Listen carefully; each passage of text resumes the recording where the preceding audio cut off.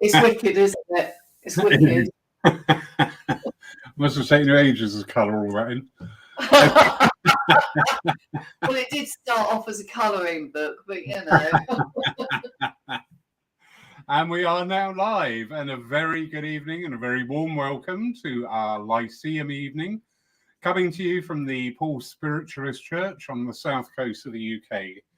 Tonight, we've got a lovely lady who, just as these things happen, we are doing an online course together at the moment, are we not, as well? So, just like the bringing together. Nicola, Shortland-Neal. Nicola, where do you hail from, please? Where are you talking to us from tonight?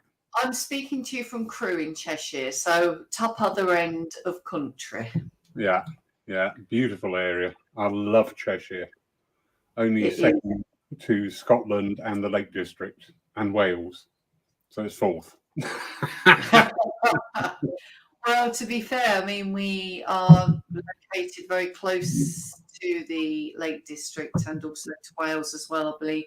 Northern Wales is probably about an hour and a half's drive from us, so beautiful, very good. Beautiful area.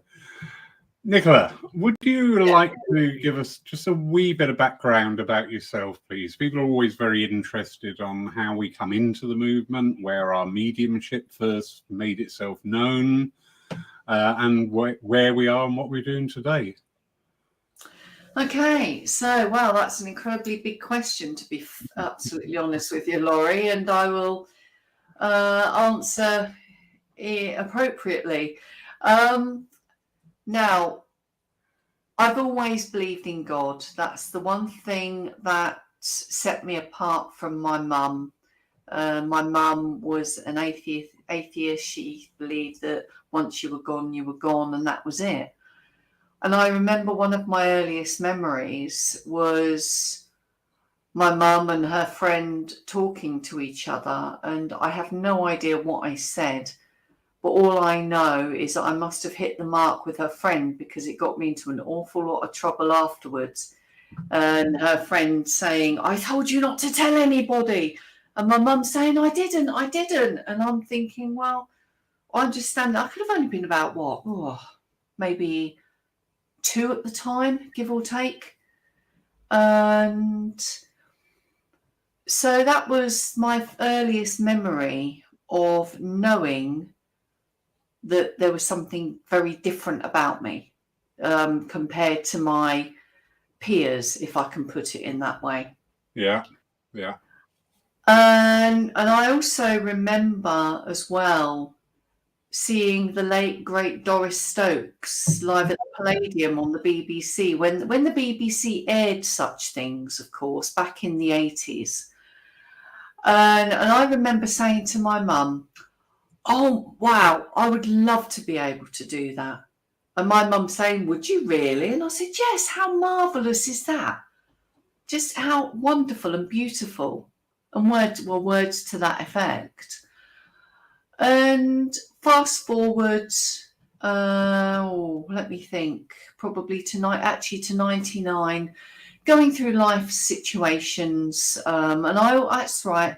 As a child, I remember always knowing what somebody else was thinking, and I promise you that has long gone now, Laurie. So don't.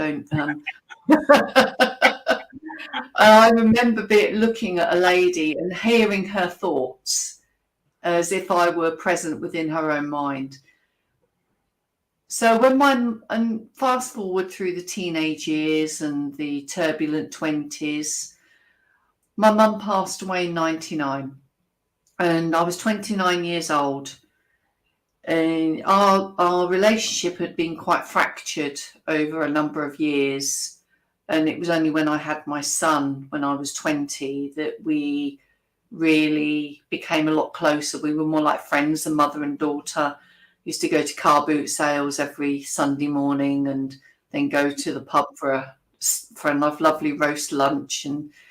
And so they're the memories that I hold fond and dear to my heart, rather than the turbulent teens or the treacherous teens, if I can put it in that way. Because I left home when I was 16, not by my own hand, but by my mother's. And there was a period of time where we didn't speak. which must have hurt her as much as it hurt me. Yeah.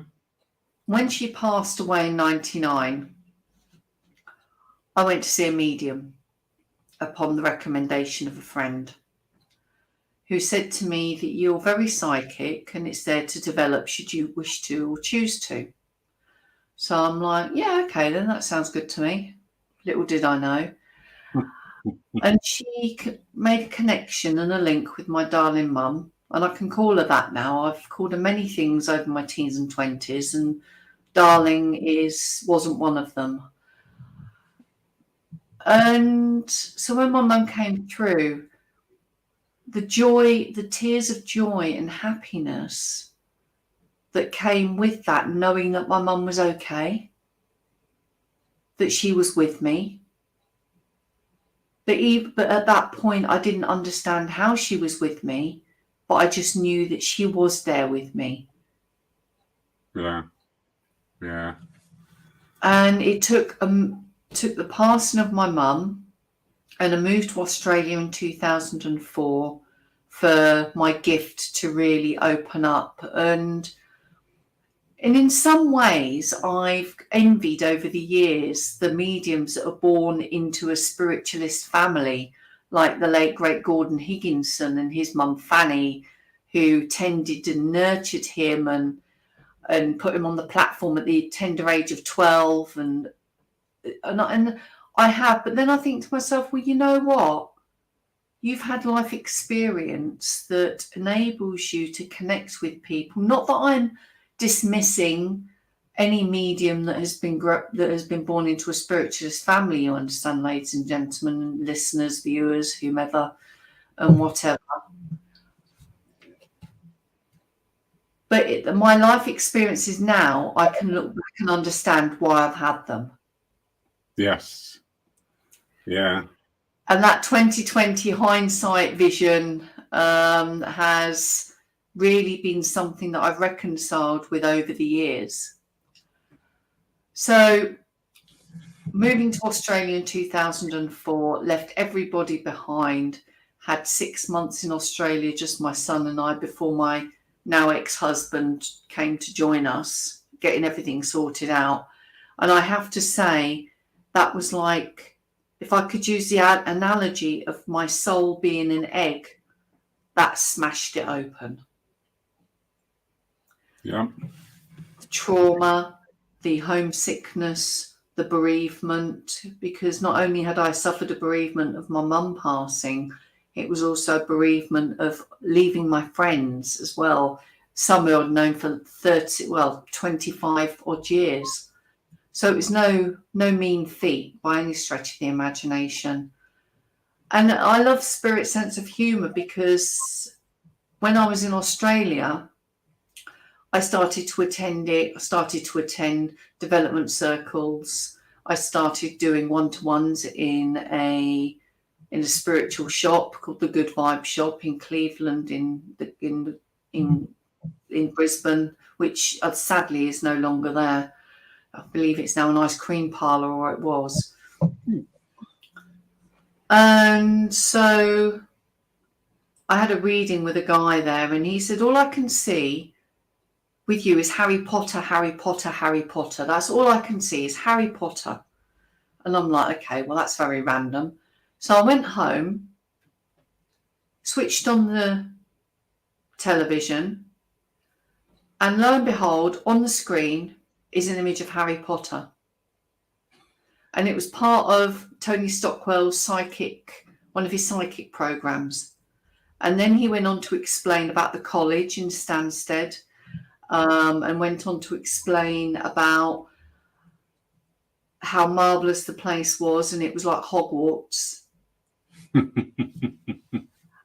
And so I got on the phone, bearing in mind I'm in Australia, checked at the time, and yes, probably just within the window of connecting with the UK. And so I phoned the AFC, booked onto a course, and I actually allowed the lady that I spoke to on the reception talk me out of going on to the course that I wanted to go on, and do a course in Celtic studies instead, which was marvellous. Don't get me wrong, it was a lovely course, but a part of my soul was yearning, or in fact, my soul was yearning to do the mediumship development. But she told me that, oh no, it's aimed at intermediates and advanced, and no, if you've never done it before, then blah, blah, blah, blah, blah. And I allowed myself to be dissuaded by that. And that was a big lesson for me, as to trust my own instincts as to where my soul and my gift needs to be. So I did the course, and I've been back many, many times and done other courses. And then the lovely Tony Stockwell came out to Australia, first time in 2011. And so I did a week's residential course there and went back 4 or 5 times, and then moved back to the UK in 2017. And this is, this is a heavily abridged version. Yeah, don't worry. It's fascinating. And so when I came back to the UK in 2017, I came back with the intentions of studying, progressing, and eventually teaching, which I'm now doing. And within all of that, there's the Fox Pioneer Centre that was started in 2020. There's been numerous, too many to count, beautiful souls that have come through my door, be it online or in person, that I've had the absolute pleasure and privilege of working with, obviously as well with their loved ones in the spirit world too, because it is a trifecta. It's from soul through soul to coin, I believe, another Gordon Higginson phraseology. Or was that Silver Birch? Silver Birch, actually. Please forgive me. I'm completely mistaken there. Just been corrected. And really, as I say, the rest is history. And I now live in Crewe with my delightful husband and our 2 gorgeous, if not pains in the backside at times, squabbling cats. Oh, well, you can't go wrong with a cat. Absolutely. We have 2, a tortoiseshell and a black. That's what I had. Great mix. Yes. Thank you for sharing that. You're very welcome. About the psychic side, it obviously was very prevalent and very manifest with you from a very early age. Yeah. It's really encouraging now, because if you go back 5, 8, 10 years in spiritualism, the word psychic was always a bit of a dirty word. I've heard people say, oh, well, that was only psychic. But I've seen psychics give people their PIN number and things like that. And I think, well, if that's only psychic, I want to be psychic, because that looks great fun. But like you say, it's the downside. Sometimes you stood there talking to somebody and they're going like that to you, and you're going, yeah, that's not what you're saying. Really, I say what you mean, actually. Yeah. It's totally different from what you're saying. Please be honest. Exactly. Yeah, it is. And it is good. And I've found, on a personal note, of late with the private sit-ins, the psychic side is becoming not more dominant, but certainly more of a presence within the reading. And I am, I say, well, this is psychic. I'm working on the psychic side now, and and let spirit draw in. But yeah, there are some great benefits to be honing your psychic skills, because, as I say, the simple things when you're dealing with people, sometimes you walk away, don't we? We get a bit of a gut instinct of they've not said everything, or I'm not sure how that went. If you really hone your psychic skills, you can really pick it up. To the point if you start thinking you're a bit bipolar or something, because you think, what's going on here? Absolutely. Is it me or is this them? What the hell? And also, I love the part you said about spirit got a great sense of humour. They seriously have. If people heard me when I'm alone in my flat I'll probably get men in white coats knocking at the door, because sometimes I'm into stitches with some of the things they pull and say, and I'll think a thought, and somebody will just throw in some smart ass remark, and you're just like, okay. Yeah, absolutely. Yeah, never thought of it that way. But also, you said about the healing that took place in that reading for you with your mother, and your mother's healing, no doubt. Yeah. That is such an important part of our work as evidential mediums. I'll say we're all healers. We just come in different guises, but at the end of the day, we're all healers. Yeah.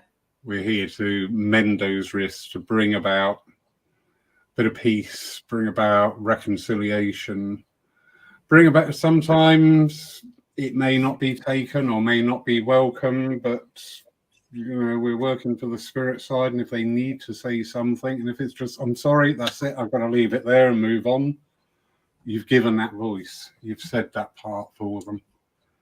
But fascinating. Now, you mentioned the Fox Pioneer Centre, which came into being in the April time of 2020? Yes. Ironically, we had our first service on, I believe it was the 31st of March. And for the spiritualists that are present tonight would understand the significance of that date. Yeah. But going back to 1848 with the Fox sisters in Hydesville wrappings. So it was no irony that we had our first service on March the 31st in 2020. Brilliant. And what does that involve from the Fox Pioneer Centre? Well, we started off doing Wonderful Wednesdays when lockdown started. Martin Colclough, who is the co-founder of Fox Pioneer Centre, we both, during discussions, we very quickly identified that there would be many people that would be missing the community, the connections with not only physical people, but not only physicality, if I can put it like that instead, but also with the spirit world and the community that church services, spiritualist services bring. And I spiritualists, without any disrespect or exclusion to any other churches, you understand, but that is my passion, is spiritualism and working for loved ones in the spirit world. We very quickly realised that, as I said, people would be missing this, so we decided to do something about it and be proactive. And that's how Wonderful Wednesdays was born, which I hasten to add is now Marvellous Mondays, because when people started going back to work, the congregation dwindled very rapidly to, I think one day, we had one person. So it's like, no, this one's got to change here. And so then we shifted it to a Monday evening, and we're still going strong, some 3 years later. Brilliant. And there is also the physical side of the Fox Pioneer Centre as well, isn't there? It's not just the virtual presence. Absolutely. We do evenings of mediumship, and based in Stoke-on-Trent, which is the first Thursday of every month. We have a guest medium come along and be service to spirit in standard way of an evening of mediumship would be within a local physical church. So we have that the first Thursday, and we also have an open circle which is online on the third Thursday of the month. So we have that, and within Fox Pioneer Centre as well, we offer online courses and classes within mediumship development, psychic studies, and also the more fringe areas, if I can place it like that. And we've got our course on palmistry coming up on 30th of May. That starts. That's over 3 weeks. With Master Palmist Robin Lown, who also lectures and teaches at the London College of Psychic Sciences. So we're very, very fortunate to have some amazing tutors that have passed through our virtual doors, so to speak. Yes, I have seen, although not being able to join in so often online because the church physical here is quite a demanding mistress. I have seen the advertising, and I'm like, oh, I like where this is going. I like the energy that we're picking up here. Absolutely beautiful. Just a quick good evening to everybody who's joined us. Thank you all for joining us. If you do have any questions at all about spiritualism or about Nicola or about the Fox Pioneer Centre, please just type them into the comments box and we will endeavour to work our way through them. But it's the virtual side. Now, we were quite proactive down here in Poole as well about getting out online very early on. Yeah. And we've maintained that we stream our services live from this little baby here, our camera. Oh yeah, look at that. I can see it now. Yes, look at that. Fabulous job. And it is fascinating, this online.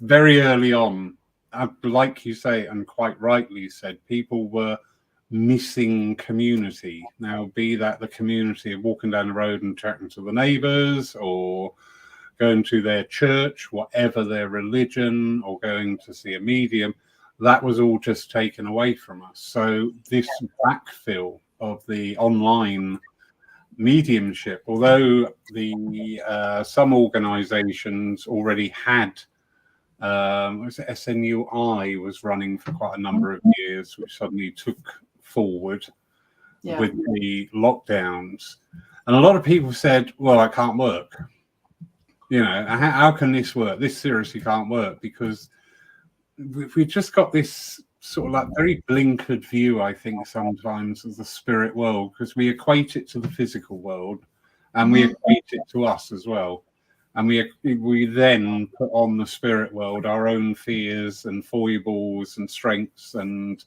maybe not so strengths. And I remember here at the church, when things were starting to get a little bit, something's going on before the lockdowns happened, I split the chairs in the church just to give people space. Somebody commented and said, well, that's not going to work. How's spirit going to get across this gap? And I'm just thinking, 2 foot.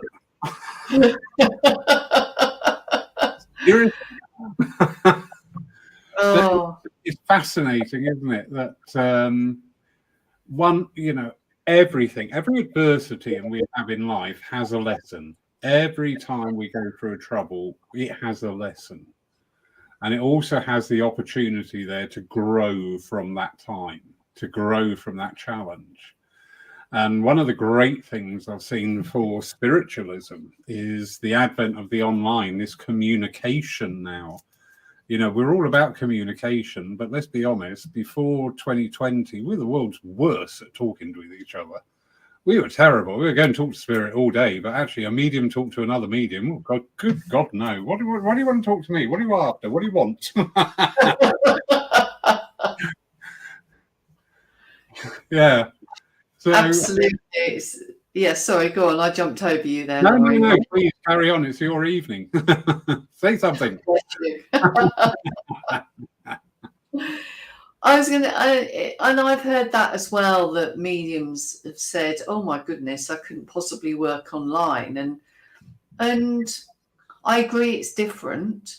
However, spirit have no boundaries. They are with us, around us all of the time, and it's simply attuning and turning your awareness to that world. It doesn't matter where you are. It doesn't matter if the recipient or is in the room with you, or whether they're in the other end of the world. That's the intelligence of spirit and the power of spirit.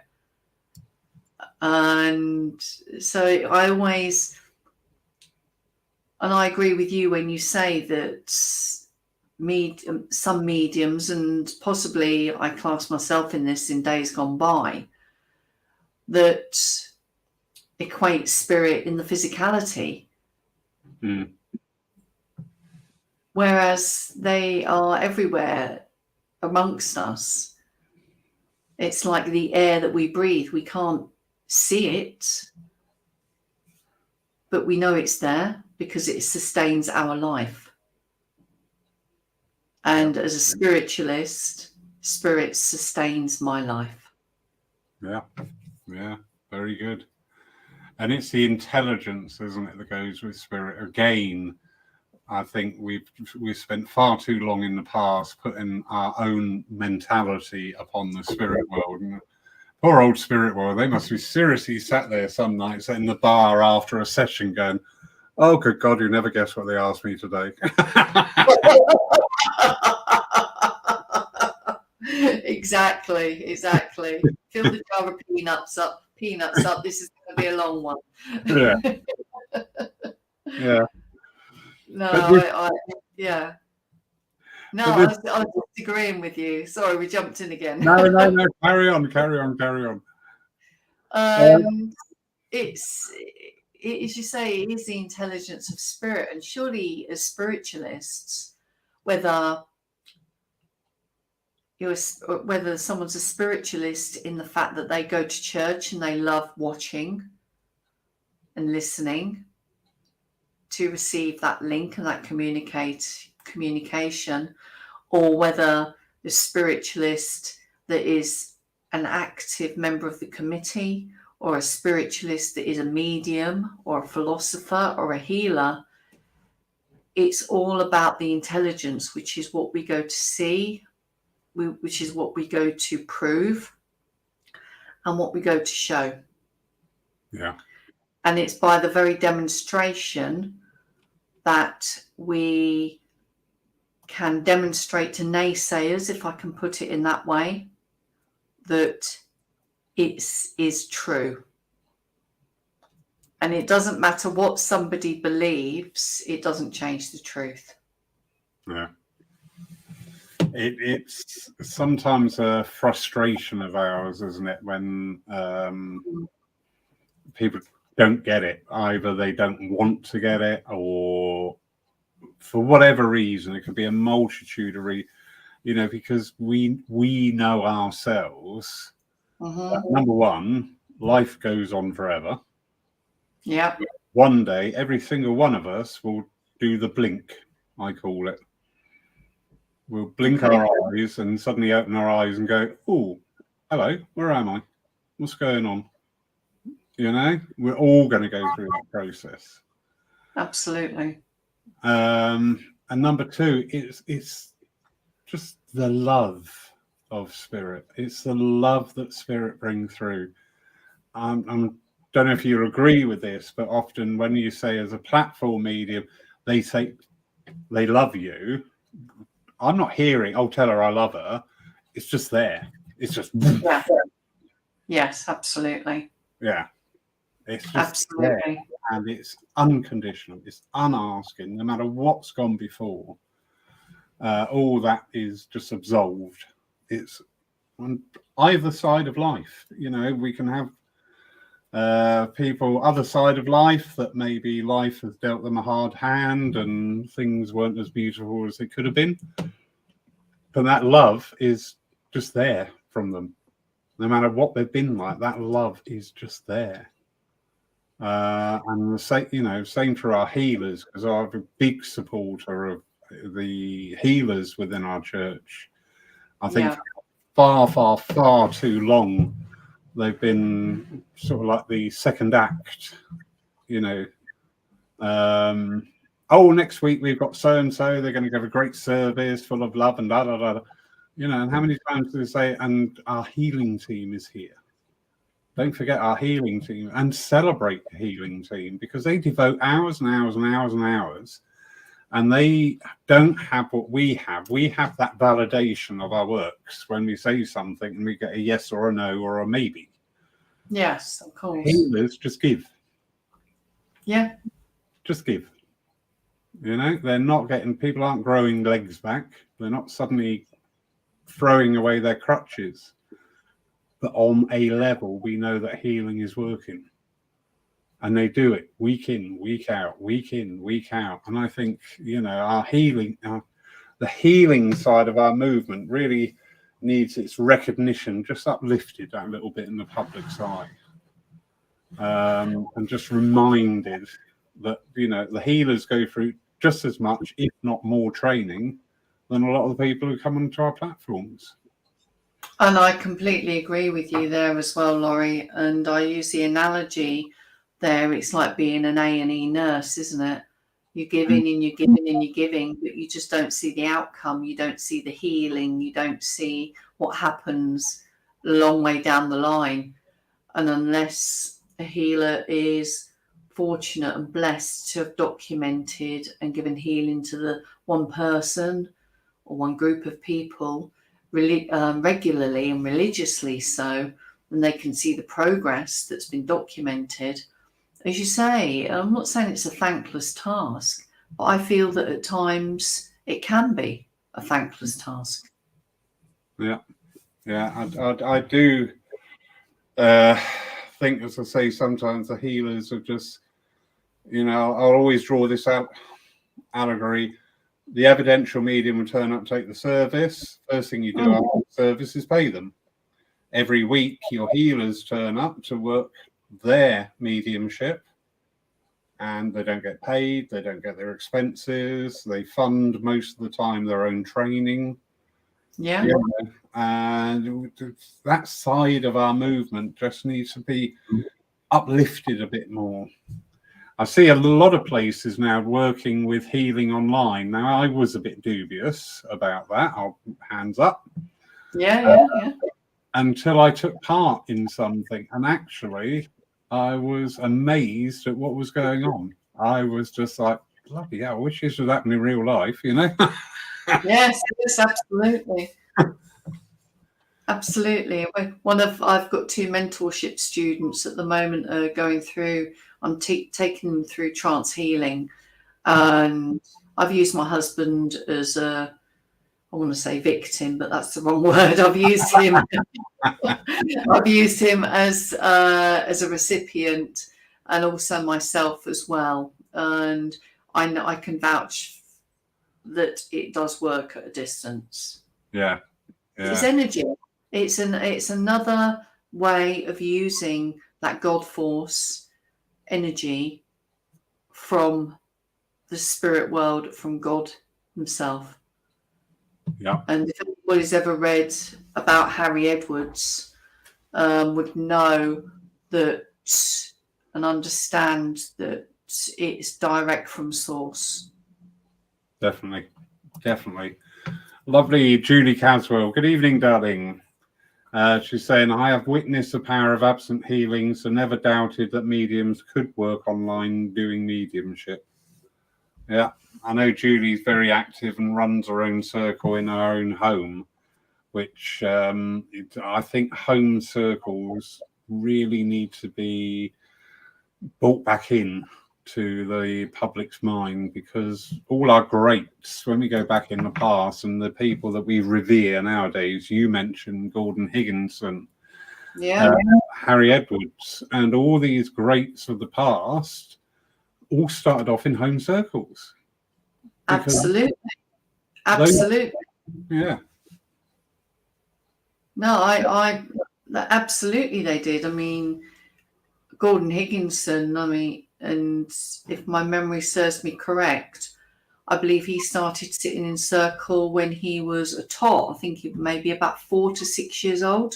Yeah. And his mum, Fanny, who again was an ardent spiritualist, she nurtured and developed and teased it out of him through varying exercises.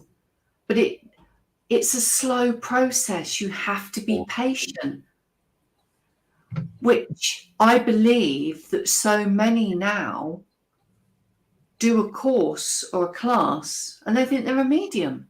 Yeah. And maybe that raw gift is there.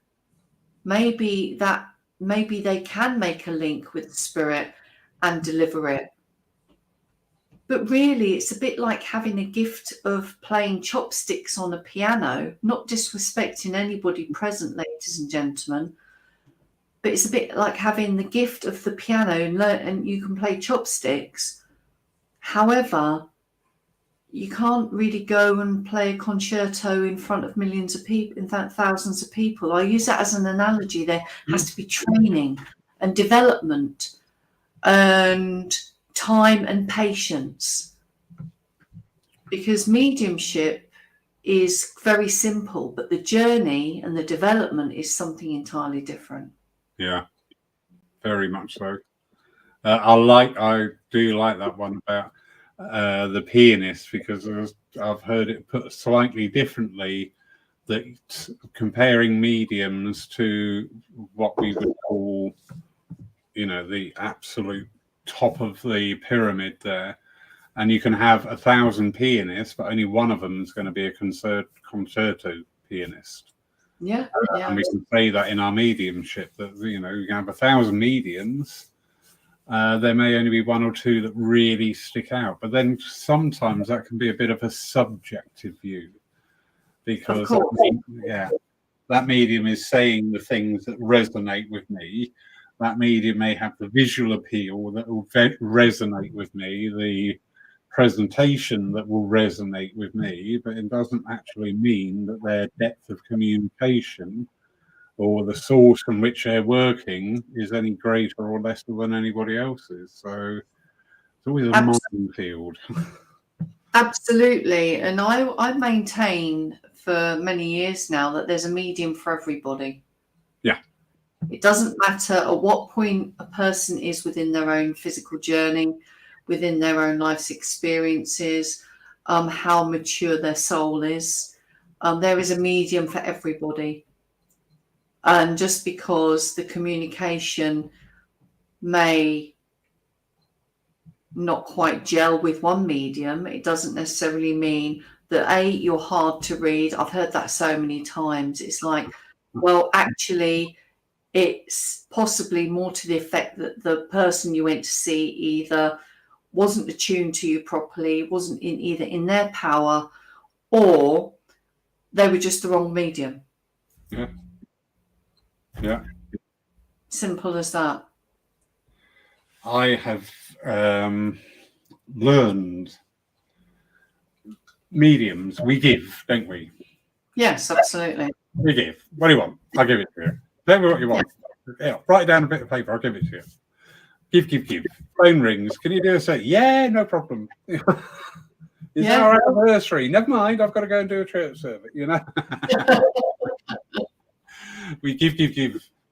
But I've learned, and especially over the last few years, with the changes that have come in, not only in Paul Church here, but within the movement itself, to actually turn around to people and just say, I don't think I'm the medium for you. Yeah, absolutely. And that takes confidence from the medium to admit that. Yeah. And that confidence, without arrogance, comes from training, I believe. It comes from nurturing your gift. It comes from knowing not only who you are as a person, being aware of how you work and being aware of the energy between you. And let's face it, we've all been, I would suggest, I'm sure that there have been many of us here present that have seen a demonstration whereby it's like the medium's been like flogging a dead horse because they just won't let it go. Whereas it's like, well, actually, I really don't think, as you say, I'm the medium for you. Or maybe we've gone to a medium like that. You can tell it's been really quite painful. And that's a confidence. I believe that's confidence, it's training, and it's knowing and feeling and understanding the energies and the connections and the links involved. And that can only come through development. Oh, thank you. I hadn't thought about that. I just thought I was a miserable old so-and-so, but... Well, horses... No, seriously, with this rise in the psychism, some people come into your energy and you're like, ooh, no. And I always say, do you know what? When you get people that don't get on with each other, it doesn't mean one's good and one's bad. It's just like, again, going back to the piano. 2 notes on a piano, some notes go well together and other notes are just like, whoa, don't do that ever again.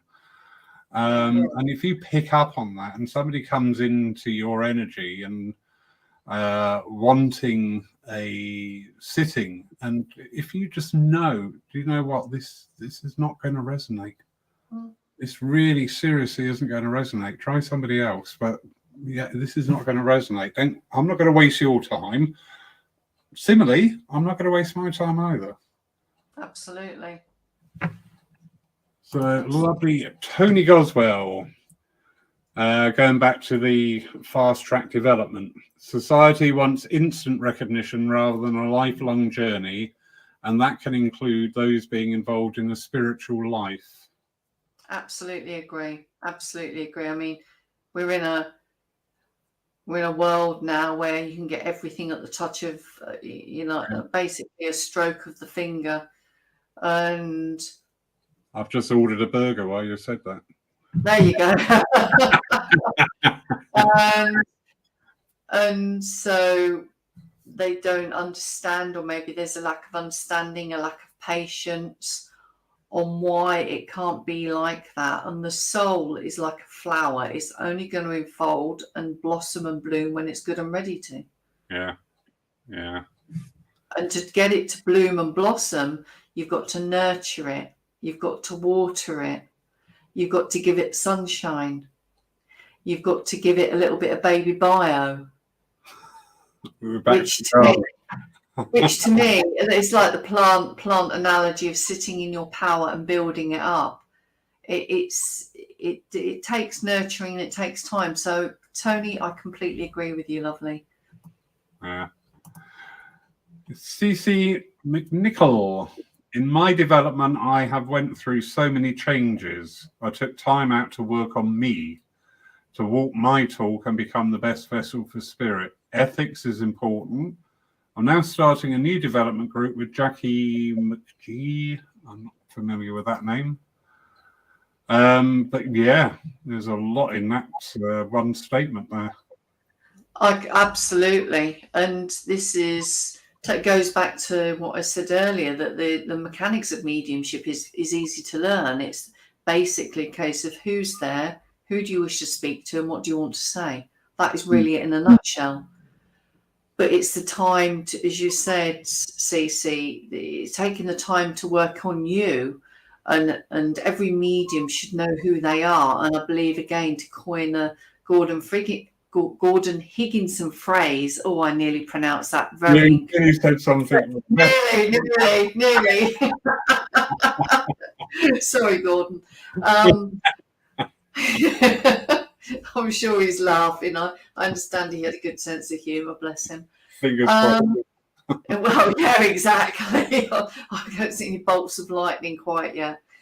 And that is the journey that's the most difficult of all, because to work on ourselves, and as said, to coin a Gordon Higginson phrase, know yourself. Yeah. A medium has to know themselves, because how are they going to know what is of them and what is of spirit otherwise? It all gets jumbled up. It's like being shown a big pot of stew. You got the peas and the carrots and the onions, and if you can't identify each thing individually by knowing what's in there and knowing what is combined and made up of, it's just going to be a big jumbled mess, and you don't know how you're going to work, etc. So that is incredibly important. And yes, ethics, oh my days, ethics, absolutely. There are just some things you just don't say. It's quite simple. It doesn't matter if you get it or not. It's how you frame it. And within the law in the UK, you are responsible for everything that comes out of your mouth. It doesn't matter whether you're on the platform, in a one-to-one, in a trance-altered state. The law doesn't recognise a third party. Mm-hmm. Yeah, very true. And it's the personal ethics as well, isn't it? To do no harm. Yes. I always teach that in any of my development groups or mentoring. First and foremost, do no harm. Because we can just a couple of words and absolutely devastate people. Absolutely devastate people. So yeah, thank you, Cece. That's lovely. And just confirming that she's understanding what's been said there. Thank you, Cece. I remember many. Sorry, go on. I was just going to pick up there about, it's times like this that, I mean, I'm looking in the notes on the side here and I'm counting. There's at least 8 other mediums in the chat tonight. Okay. Which is usual, because this time we can actually get out there and talk with each other now. Because pre-2020, I always say development of mediumship is a lone journey. It need not be lonely, but it is a lone journey. It's something you embark upon yourself with your team, and you just heads down. How have you found it now that you've been able to, since 2020, you can reach out and talk to people in this way online, watch other people working, get into discussion groups and things like that? Do you think that's beneficial to us as mediums? I do feel it's beneficial, absolutely. And the reason I say that is because we learn from each other. We can learn from situations, we can learn from examples of how to do things, but obviously as well observing others how not to do things too. So it's a constant flux of learning, and of course if the person's open to learning. I mean, I've met some people that have got the neuroplasticity of a house brick, with absolutely no disrespect, because it's their way and that is it, and completely closed off to new ways, suggestions, examples of doing things. But to go into your question a little more, Laurie, I believe that it is beneficial as long as we remember to take what serves us and discard what doesn't. Yeah. Very true. Very true. I had to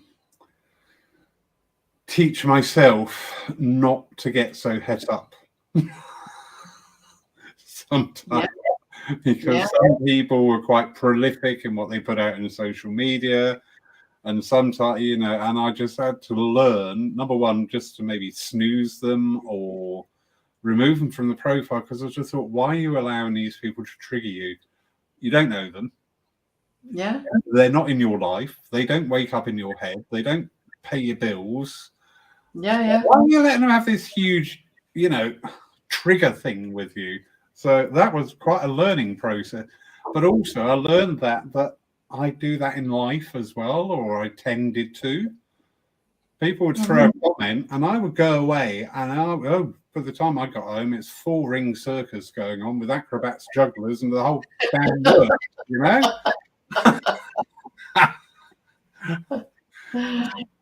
So yeah, that part has been a learning. But there's also the friendships, the bonhomie that is growing between people. We here at Poole, because we went online very early on, we were meeting people not only from the UK, further afield in Europe and the States.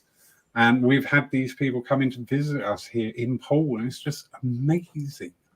And Fabulous. It's spiritualization of what's going on now between the UK and Europe and the States. A friend of mine is a metaphysical minister, and she was talking to me about the metaphysical side, and I couldn't grasp it. And then I got talking to a medium in America who is also now a metaphysical metaphysical minister.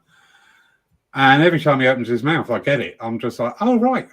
I really get that. That is so interesting. And it's supplementary to where I am in my mediumship and our development, because I think sometimes before 2020, mediums were very remiss at thinking we're here to help everybody else. Yeah, well, what about the person in the mirror? Yeah, absolutely. What about that face that you wake up with every morning? You know, what about that person? When are you going to start helping them? Absolutely. I mean, if you think of the times that you've taken a flight and they go through the safety procedure, one of the first things they say is put your own mask on before you help anybody else. Yeah. Yeah. And we have to, because we cannot pour from an empty vessel. Yeah. It's true. And so I'm just going to show this because it tickled me. Okay. CC McNichol, modem to modem. Brilliant. I love it. Without the dial-up noises. Oh God, for that.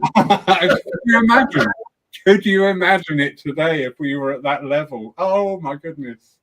Oh, don't. It doesn't really beg a thinking about. Tonight's service will start at 7. The door was open at 1. Exactly. With varying yells of "Get off the phone!"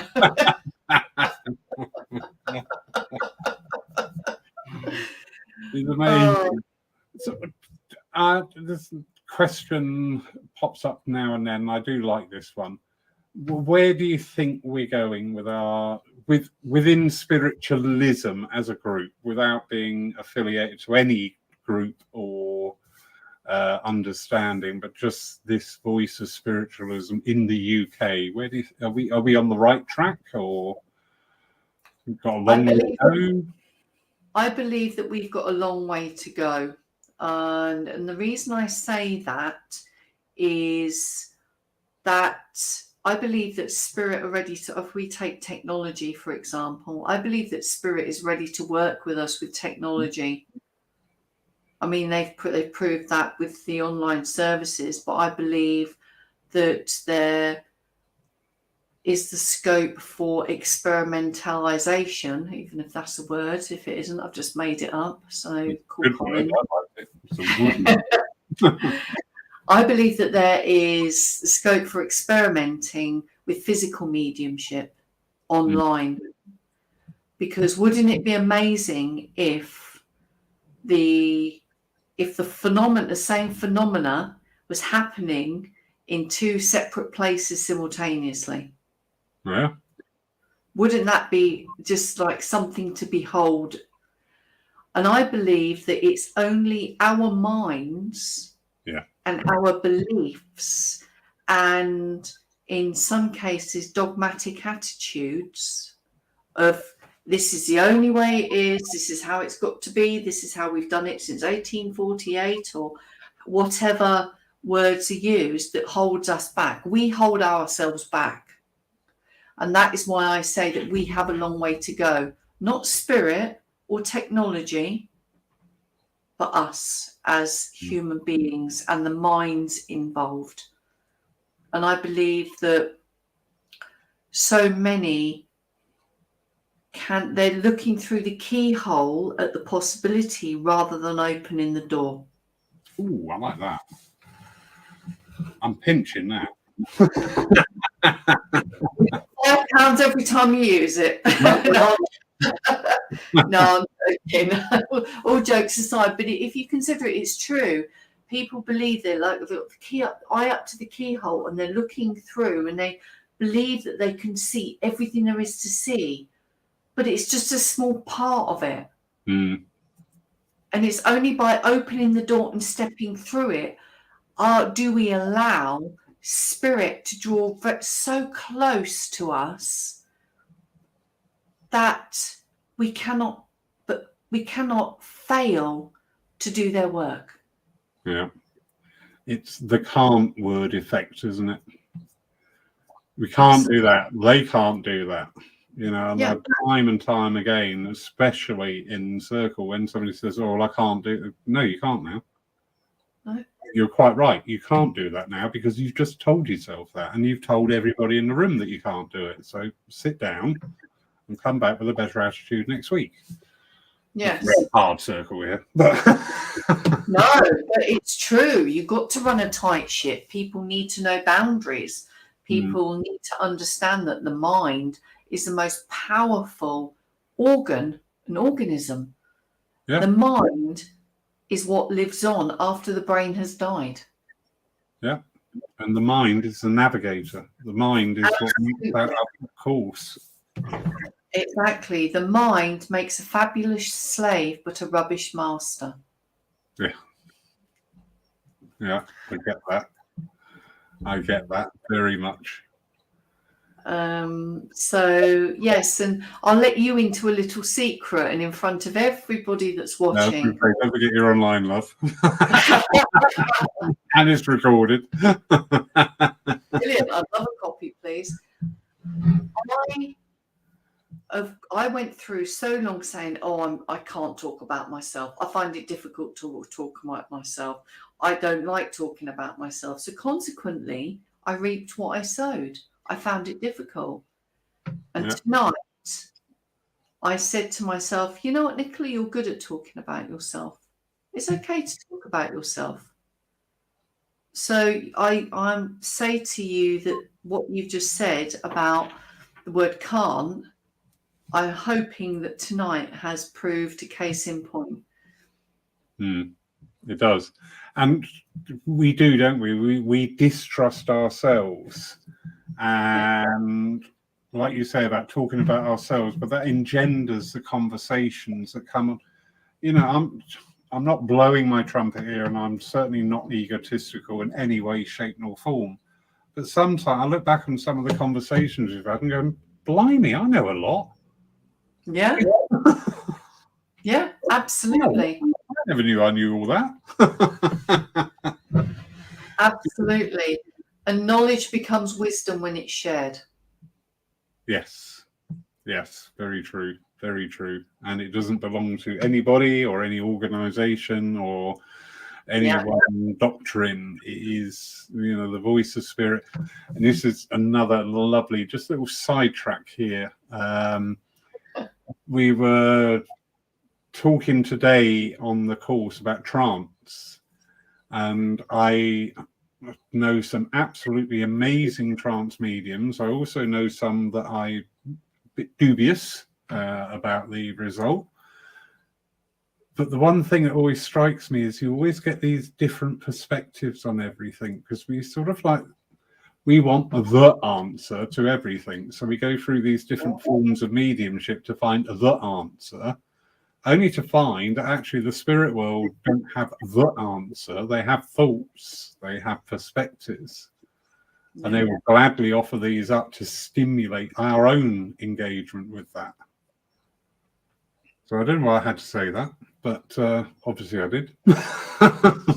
Well, no, it definitely gets the cognitive juices flowing, because if you consider that our guides, our teams, our inspirers, and also the communicators that come to us to connect with their loved ones here, they can only give us what they've learnt themselves. Yeah. Yeah. And beyond that, they themselves do not know. Exactly right, exactly. And of course, they are learning as we are learning. And when they can walk with us no further because they've taken us as far as they've gone themselves, that is when I call it a change of the guard happens. Yes. Because that's the thing we all hate, isn't it? Hang on. Yeah, absolutely. Where are you? I don't feel you. Oh, okay. Who are you? Yeah. and then that person walks with you for another leg of your journey. Yeah. And I had an experience, and I just went out and sat in the garden for half an hour thinking, I can't comprehend this. One of my guides suddenly appeared in a totally different form. Now, it was a different person, but it was them. And I'm like, not sure about this. What's going on here? You said, to help you at this time, I needed to go back to a different incarnation. I went, what? Wow. Wow, that's huge. It is, isn't it? The implication. The good thing is, I've just got this vision now. I'm going to get upstairs and I've got a filing cabinet and I can go through it. And tonight, Matthew, I'm going to be.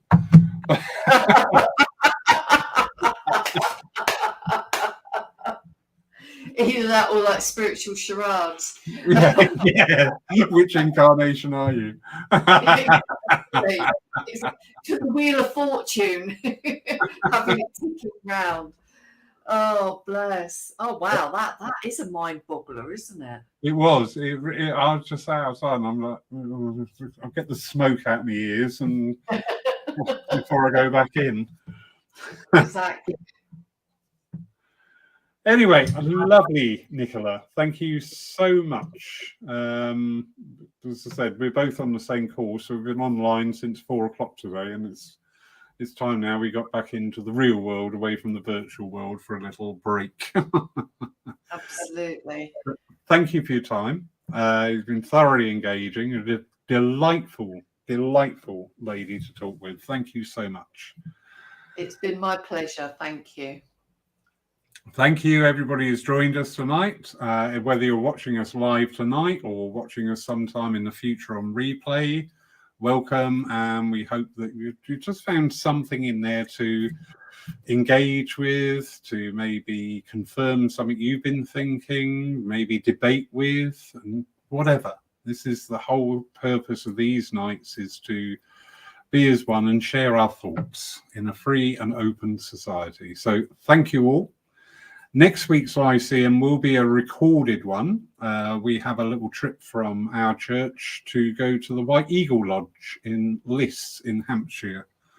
So we won't be back in time to go back online. So there will be one of our wonderful evenings from the past will be reshown. In the meantime, it's a very good night from me, and over to our lovely, lovely guest tonight. And it's a good night from him. That's the one. That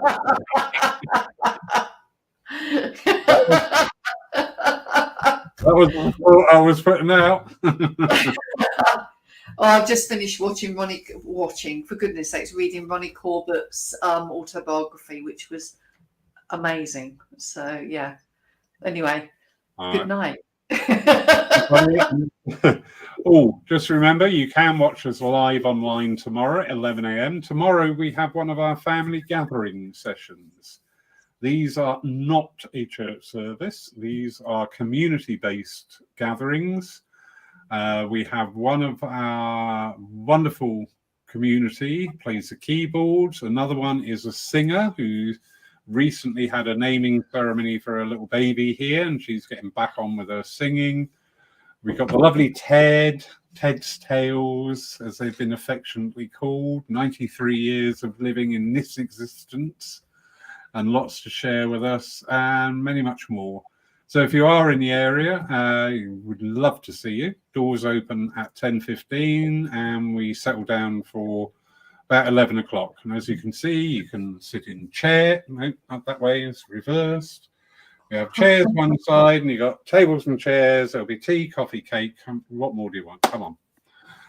Thank you, everybody. Have a wonderful night. Take care. God bless. Look after yourselves and enjoy life. It's there to be enjoyed. Find the joy. Thank you all. Good night.